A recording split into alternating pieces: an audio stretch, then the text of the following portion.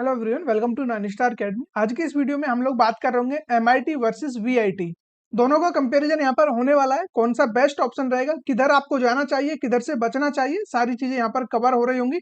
हालांकि इनका जो ये सेपरेट वीडियो मैंने यूट्यूब पर डाला हुआ है, चाहे वो एमआईटी से रिलेटेड हो, वीआईटी से रिलेटेड हो, बिट्स पिलानी से रिलेटेड हो, जैक डेली वगैरह वगैरह, हर एक जो भी एग्जाम हो रहे होते हैं जेई मेंस के अलावा या फिर जेई मेंस के बेस पर जो काउंसलिंग हो रही होती है, उन सबका आपको इन डिटेल वीडियोज मिल जाएंगे।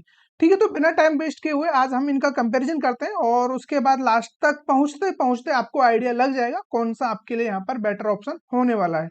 ठीक है, तो सबसे पहले हम बात कर लेते हैं इनके कैंपसेस के बारे में, लाइक आपको कौन कौन से कैंपस में एडमिशन देखने को मिलता है। तो सबसे पहले हम रुझान करते हैं एमईटी की तरफ, यानी कि मणिपाल एंट्रेंस टेस्ट। यहाँ से कौन कौन से कॉलेज और इंस्टीट्यूट आपको मिलते हैं, तो उनकी लिस्ट आपके सामने है। 4 कॉलेज में आपको एडमिशन देखने को मिल जाता है। एक इनका जो मेन कैंपस है एमआईटी का, मणिपाल इंस्टीट्यूट ऑफ टेक्नोलॉजी। ठीक है, उसके बाद इनका एक सिक्किम में भी है। ठीक है, एमआईटी सिक्किम, देन जयपुर, बेंगलुरु।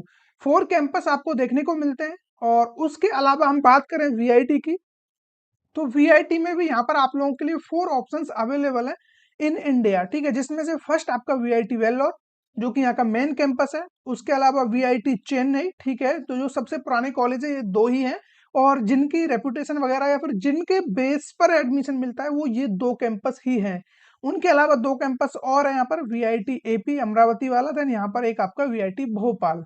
ठीक है, तो यहाँ पर दोनों जगह ही आपको 4 कैंपस देखने को मिलेंगे। बात करें इनके इंफ्रास्ट्रक्चर वगैरह की, तो सब कुछ एकदम टॉप नॉच है। आपको आईआईटी एनआईटी इन सबके सिमिलर ही यहाँ पर आपको पूरा एनवायरनमेंट दिखने वाला है। ठीक है, लाइक कोई भी चीजें यहाँ पर अलग नहीं होंगी, चाहे आप इनके लाइब्रेरी से रिलेटेड बात करो, स्पोर्ट्स फैसिलिटी की बात करो, मेस की बात करो, या फिर जो भी इनके ब्लॉक्स बने हुए हैं एकेडमिक ब्लॉक्स, हर एक आपको बिल्कुल लेटेस्ट इंफ्रास्ट्रक्चर से रिगार्डिंग यहाँ पर मिल जाएगा और 1% भी प्रॉब्लम देखने को नहीं मिलेगा। कैंपसेस की बात करें, काफी अच्छा खासा, लगभग आप मान के चलिए 370 328, लगभग 250 एकड़ से एबव ही कैंपस आपको देखने को मिलेंगे। तो इस चीज का भी आप लोगों को बिल्कुल भी ऐसा नेगेटिव इंपैक्ट देखने को नहीं मिलेगा। अच्छा खासा कैंपस है, खूब बड़ा कैंपस है, इस चीज से आप बिल्कुल निश्चिंत रहिए। ठीक है, तो अभी इनमें हम किसी को भी ऐसा कोई पॉइंट जज नहीं कर रहे हैं कि लाइक इसको इतने पॉइंट जाते हैं, इसको इतने पॉइंट जाते हैं। तो बेसिकली दोनों के लिए ही कैंपसेस वगैरह एकदम बढ़िया है, और इसको आप लगभग 10 में से 9 रेटिंग दे सकते हो, कोई दिक्कत यहाँ पर नहीं है। देन हम बात करें प्लेसमेंट्स की, जो सबसे ज्यादा इंपॉर्टेंट रोल प्ले करता है किसी भी स्टूडेंट के लिए, जो बच्चा किसी भी इंस्टीट्यूट से बीटेक कर रहा है या फिर किसी भी अदर कोर्स के थ्रू अपनी इंजीनियरिंग कंप्लीट करता है। क्योंकि प्लेसमेंट के लिए ही बच्चा कहीं ना कहीं उसके माइंड में यही चीजें रहती हैं, वो वहां से स्टडी कर रहा है तो उसको कहीं ना कहीं कुछ वहां से रिटर्न भी मिलना चाहिए। तो अब आरओआई किसका अच्छा रहने वाला है, उस सब के बारे में हम यहाँ पर थोड़ा सा कंपेरिजन कर लेते हैं, ताकि आपको एक बेटर आइडिया लग जाए। बात करें एमईटी की, मणिपाल की हम बात करें, तो यहाँ पर इनका हाईएस्ट प्लेसमेंट जो इनका रिकॉर्ड हुआ था, हाईएस्ट पैकेज, वो है 51 एलपीए का। देन हम बात करें इधर एवरेज प्लेसमेंट की, तो वो आप देखने को मिलेगा 10.49 एलपीए, और मीडियन इनका देखने को मिल जाएगा 8.48। मीडियन सबसे ज्यादा इंपॉर्टेंट रोल प्ले करता है किसी भी कॉलेज या इंस्टीट्यूट के प्लेसमेंट के रिगार्डिंग, क्योंकि यहाँ पर आप लोगों के लिए वो स्टैटिक्स निकल के आता है, जो किसी भी, मान के चलिए 10 बच्चे हैं तो उनमें से आप मिडिल निकालिए, उसमें जो फिफ्थ बच्चा होगा उसको कितना मिल रहा है यहाँ पर। ठीक है, उससे नीचे वाले छोड़िए, ऊपर वाले छोड़िए, पर्टिकुलर बीच वाले बच्चे के पास कितना अमाउंट आ रहा है या उसको कितना यहाँ पर पैकेज ऑफर किया जा रहा है, वो आपका मीडियन होता है, और वही सबसे ज्यादा इंपॉर्टेंट है। यहाँ पर आप मान के चलिए हाईएस्ट पैकेज को 1 करोड़ 2 करोड़ कर दीजिए, तो वो सब में डिस्ट्रीब्यूट होकर के एवरेज बढ़ जाएगा, लेकिन मीडियन पर कोई फर्क नहीं पड़ेगा, वो एज इट इज ही रहेगा जो पहले था। ठीक है, इधर हम बात करें वीआईटी की, तो वीआईटी में आप हाईएस्ट पैकेज इनका जो गया है वो है 75 एलपीए, देन एवरेज 9.9। अब आपको देखने में लग रहा होगा लाइक कि एमआईटी से कम वीआईटी का है, लेकिन ऐसा नहीं है। आप जब देखोगे कि यहाँ पर जो इनटेक होता है, यहाँ पर आप मान के चलिए जब यहाँ पर 10 बच्चे एमआईटी में एडमिशन ले रहे होंगे, तो 100 स्टूडेंट्स यहाँ पर आपको वीआईटी में देखने को मिलेंगे। तो नंबर ऑफ स्टूडेंट्स इतने ज्यादा होने के बावजूद भी ये एवरेज पैकेज को 9.9 पर मेंटेन किया हुआ है, ये भी काफी अच्छा है। तो ओवरऑल यदि आप रेटिंग करो, चाहे देखने को इधर ज्यादा मिल रहा है प्लेसमेंट, लेकिन जो अपॉर्चुनिटी ज्यादा है वो आपको वीआईटी में मिलेंगी। ठीक है, ये बिल्कुल एकदम डेफिनेट सी बात है। यहाँ पर आप लोगों को ज्यादा अपॉर्चुनिटी मिल रही है, तभी इतने ज्यादा बच्चे प्लेस्ड हो जा रहे हैं, और यहाँ पर जो इनटेक होता है वो काफी कम होता है रादर देन वीआईटी। तो ये चीज आप लोग समझ लेना थोड़ा। ठीक है, तो ऐसा नहीं है कि जस्ट आप लोगों ने एवरेज और मीडियन देखा और तुरंत से एडमिशन ले लिया। ठीक है, अच्छा है प्लेसमेंट, ओवरऑल दोनों जगह अच्छा है, लेकिन आप थोड़ा सा ज्यादा मान के चलोगे, जो अपॉर्चुनिटी ज्यादा है वो आपको वीआईटी में देखने को मिलेंगे यहाँ पर, ठीक है। बाकी दोनों में प्लेसमेंट लगता है अच्छा खासा, कोई दिक्कत यहाँ पर नहीं है। उसके अलावा आप यहाँ पर देख सकते हो वीआईटी का कुछ और स्टैटिक्स मैंने यहाँ पर रखा हुआ है। यहाँ पे जो ड्रीम ऑफर्स हैं, लाइक आप देख सकते हो यहाँ पे 2400 से भी ज्यादा ड्रीम ऑफर्स हैं। सुपर ड्रीम आपके 2000 से भी ज्यादा सुपर ड्रीम ऑफर्स यहाँ पर देखने को मिल रहे हैं, जबकि इतने टोटल बच्चे ही वहां पर एनरोल करते होंगे एमआईटी में। देन यहाँ पर हम बात करें, आप यहाँ पे देख सकते हो 873 plus dream and super dream internship तक यहाँ से लग रही है, ठीक है। तो इस चीज से आप लोगों को आइडिया लग रहा होगा। हाईएस्ट मैंने जैसा कि बता दिया 75 इनका इस बार सीटीसी गया है, तो ये चीज भी आप लोग देख लेना। उसके अलावा हाईएस्ट प्लेसमेंट को उतना ज्यादा आप लोग महत्व मत देना, क्योंकि इससे कुछ खास फर्क नहीं पड़ता है, सिर्फ एक बच्चे को ही मिलता है और वो आपको भी पता है कि वो एक बच्चा कौन होगा, ठीक है। और एडमिशन से रिगार्डिंग हम बात करें तो यहाँ पर दोनों का अलग अलग काउंसलिंग होता है। ये इसमें आपको एमईटी काउंसलिंग के थ्रू मिलेगा, देन यहाँ पर आपको वीआईटी ट्रिपल ई काउंसलिंग के थ्रू एडमिशन मिल रहा होगा। तो दोनों की सेपरेट काउंसलिंग है, लेकिन अभी हम बात करते हैं इनका टेंटेटिव डेट एंड टाइम्स क्या रहने वाली है, तो उसके रिगार्डिंग एक बार आप देख लीजिए। उससे पहले हम जान लेते हैं कि बच्चा कौन कौन बच्चे हैं जो इसके लिए एलिजिबल है, ठीक है। एलिजिबिलिटी क्राइटेरिया सबसे ज्यादा इंपॉर्टेंट है, क्योंकि इसके बिना आपके लिए सारी चीजें एकदम बेकार है और उन सबका कोई भी यहाँ पर सेंस नहीं बनता है। एलिजिबिलिटी एकदम मिनिमाइज रखा हुआ है इन्होंने, ठीक है। कुछ हार्ड एंड फास्ट यहाँ पर नहीं है, आप लोग देख सकते हो। एमईटी में जस्ट 50% आपका एग्रीगेट मार्क्स है पीसीएम में, ठीक है। और इंग्लिश आपका कंपलसरी, इंग्लिश सब्जेक्ट होना चाहिए और उसमें पास भी आप होने चाहिए, दोनों ही एंट्रेंस में ये कंपलसरी है।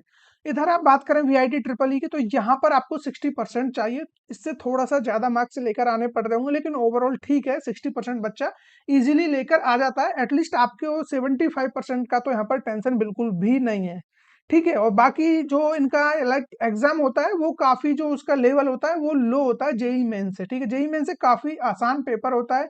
बाकी क्या क्या पैटर्न रहता है, कितने क्वेश्चंस आते हैं, तो उसके रिगार्डिंग भी हम बात कर लेते हैं।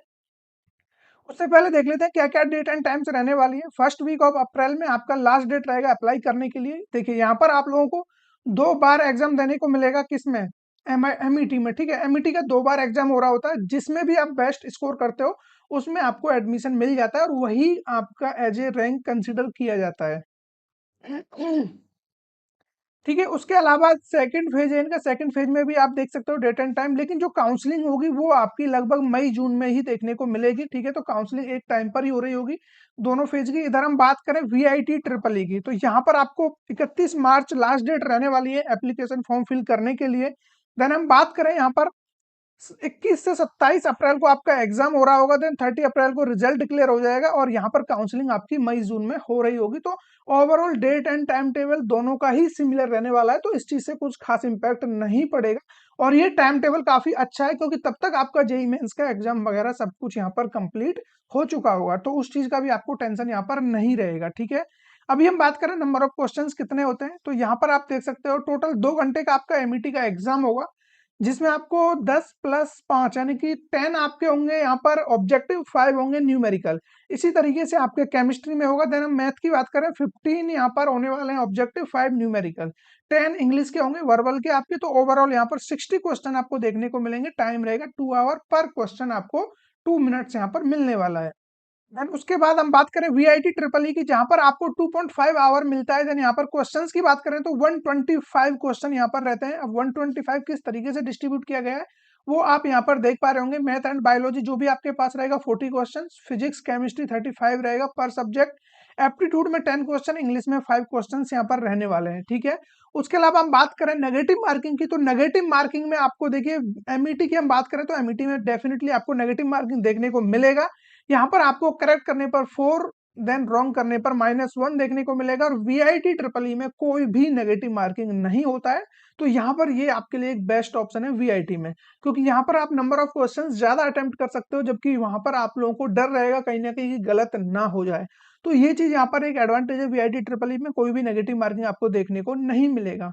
बात कर लेते हैं फीस की, तो फीस एक सबसे ज्यादा इंपॉर्टेंट रोल प्ले करता है किसी भी स्टूडेंट के लिए, क्योंकि जब वो एडमिशन लेगा तो कहीं ना कहीं उसे कुछ ना कुछ अमाउंट तो पे करना ही पड़ेगा। और उस फीस के बारे में बात करें तो डेफिनेटली दोनों में कहीं पर भी फीस कम नहीं है। फिर भी हम कंपैरिजन करें तो वो एक बार देख लेते हैं। पहले हम एमईटी की बात कर लेते हैं, तो एमईटी में आप मान के चलिए लगभग जो भी आपका 4 ईयर का बीटेक रहने वाला है, जहां पर हम स्टार्टिंग से लेकर जो आप 10,000 डिपॉजिट करते हो रिफंडेबल अमाउंट, वहां से लेकर के आपका ट्यूशन फीस और एक्स्ट्रा चार्जेस सब लगा करके तो ओवरऑल आपका ये अमाउंट बनता है 4,14,000। ठीक है, ये आपका फर्स्ट ईयर का रहेगा। देन उसके बाद जो रिमेनिंग अमाउंट रहेगा आपका ट्यूशन फीस का वो 7,50,000। Then other charges 4,62,000। तो फोर ईयर का पूरा कंप्लीट हम मिला लेते हैं तो आप मान के चलिए 16.5 या 16.26 लाख यहाँ पर आपका फीस रहने वाला है, जिसमें आपका हॉस्टल फीस और मेस फी वगैरह ये इंक्लूड नहीं है। ये जस्ट आपका ट्यूशन फी है और पूरा एकेडमिक का ही है, और ये चला जाता है ब्रांच वाइज, ये डिपेंड करता है। आप यहाँ पर देख सकते हो, अगर बीटेक कंप्यूटर साइंस आप करने चाह रहे हो तो लगभग आपको 19.5 लाख रुपए यहाँ पर पे करना रहेगा जस्ट एकेडमिक फी। देन इसके अलावा जो एडिशनली हॉस्टल फी वगैरह है वो आप यहाँ से देख सकते हो, लगभग 1,75,000। वो डिपेंड करेगा कि आप single seater, double seater room, AC room कैसा है आपका, वो टोटली उस पर डिपेंड करेगा। तो आप मान के चलिए लगभग आपका 1.5 से 2 लाख रुपए इधर खर्च हो रहे होते हैं, तो कहीं ना कहीं 25 से 30 लाख, 30 तो आप मान के चलिए 30 लाख रुपए में आपका यहाँ से बीटेक हो रहा होगा। ठीक है, 25 से 30 में आपका बीटेक यहाँ से होगा। और अब हम बात कर लेते हैं वीआईटी ट्रिपल ई की। ठीक है, तो वो भी जानना जरूरी है। वीआईटी ट्रिपल ई में देखिए, पहली बात तो यहाँ पर ये इसको ग्रुप में डिवाइड किया जाता है, ब्रांचेज को, ग्रुप ए और ग्रुप बी। ठीक है, अब ग्रुप ए में कौन कौन सी ब्रांच है आप देख सकते हो यहाँ पर, बायोटेक्नोलॉजी हो गया, बायो इंजीनियरिंग हो गया, chemical engineering, civil, electric and electronics, electronics and instrumentation, fashion, health science and technology. ये आपके ग्रुप ए में आते हैं, जिनका फीस थोड़ा सा कम रहता है। और यहाँ पर एक चीज और है, कैटेगरी वाइज चलता है। ठीक है, ये फर्स्ट कैटेगरी का फीस मैं आपको बता रहा हूँ, कैटेगरी 1। इसी तरीके से कैटेगरी 2, कैटेगरी 3 अप टू ये कैटेगरी 5 तक जाता है। ठीक है, तो ये चीज आप लोग समझ लेना अच्छे से। कैटेगरी 1 का ये फीस यहाँ पर दिखाया गया है, जो कि ग्रुप ए का देखने को मिलेगा आपको 1,76,000 ए पर एनम। ठीक है, 1 साल का है, जिसमें हॉस्टल फीस वगैरह ये इंक्लूड नहीं है, वो चीज आप समझ लेना। ठीक है, लेकिन उससे तो काफी कम है अभी भी।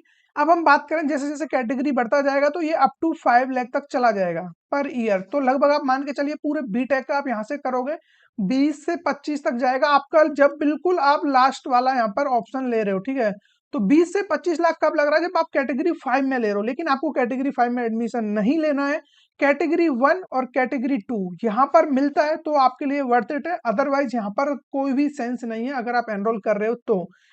ठीक है, तो एक चीज आपको समझ में आ रही होगी यहाँ पर। अभी हम बात कर लेते हैं ग्रुप बी की। ग्रुप बी में आप देख सकते हो जो मेन ब्रांचेज है, लाइक जहां आप जाना चाहते हो, कंप्यूटर साइंस हो गया या फिर AI ML, artificial intelligence, machine learning, data science, cyber security, ये जितने भी ब्रांचेज आपको यहाँ पर देखने को मिलेंगे इस तरीके से, जो आपके काम के ब्रांचेज है, लाइक इनका फीस थोड़ा सा यहाँ पर ज्यादा रहता है ग्रुप बी में।